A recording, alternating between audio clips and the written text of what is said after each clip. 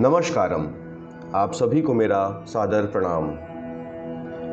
श्लोक संख्या 12 से 16 तक आदि शंकर ने उन विचारों के संबंध में विस्तार पूर्वक बताया है जो आत्म साक्षात्कार के लिए चिंतन का अनिवार्य विषय है। आज उसी विचार श्रृंखला का अंतिम श्लोक है, इसलिए आइए पहले देखते हैं कि आचार्य ने इस श्लोक में किस प्रकार की विचार की बात कही है। अहमेकोपि सूक्ष्मश्च ज्ञाता साक्षी सदव्ययः तदहम नात्र संदेहो विचारः सोयमीदृशः।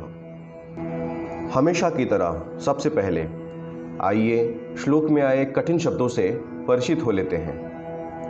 अहम यानी आई अर्थात मैं, सूक्ष्मः यानी द सटल अर्थात स्थूल आंखों से दिखाई न पड़ने वाला, ज्ञाता यानी द नोअर अर्थात जानने वाला, साक्षी यानी विटनेस अर्थात वह जो देखता है, अव्ययः यानी द अनचेंजेबल अर्थात जो परिवर्तित नहीं होता, अत्र यानी हियर अर्थात यहाँ, संदेहः यानी द डाउट अर्थात शंका।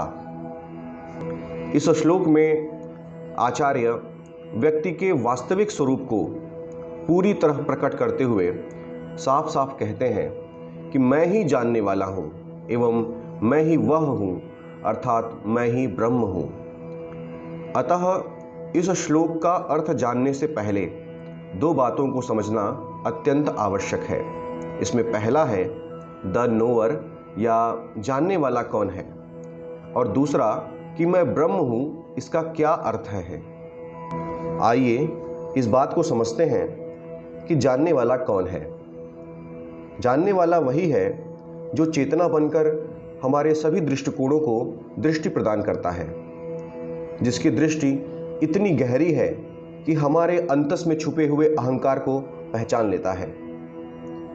जब मैं कहता हूँ कि मेरा अस्तित्व है, तब सिर्फ जानने वाला ही इसके पीछे छुपे हुए अहंकार को पहचान सकता है, और इसका कारण यह है कि मैं जानता हूँ में वास्तविक मैं और कोई नहीं, वही स्वयं जानने वाला ही है। आइए यह समझते हैं कि मैं ब्रह्म हूँ, इसका क्या अर्थ है।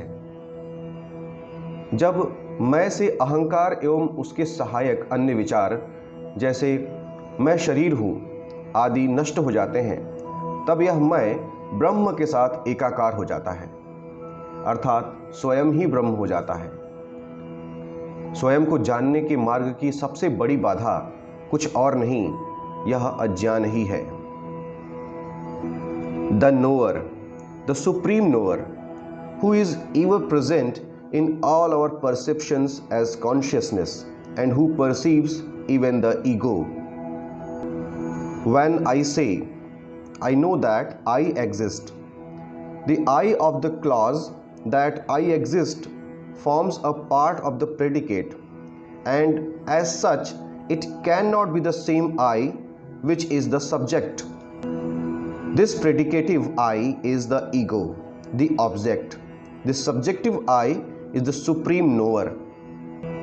I am that means I, the ego, when stripped of all its limiting adjuncts such as the body and the like, becomes one with that, the supreme ego, that is Brahma.